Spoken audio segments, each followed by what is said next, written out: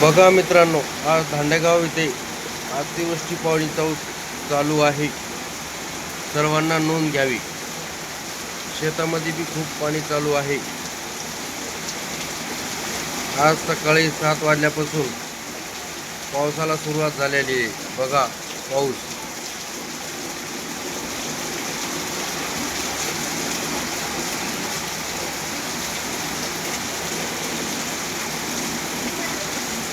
शेतकरी यावर्षी हिरवा दुष्काळ जाहीर करावा लागणार आहे सरकारला.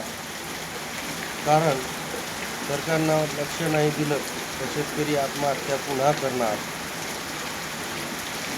कारण की शेतामध्ये जाऊन आलोय, या 3 मागच्या आठवड्यामध्ये खूप पाऊस झाला होता. पराटीला पानं राहिली नाही. आता हे असं चालू असल्यानंतर पराटीला काय राहणार आहे.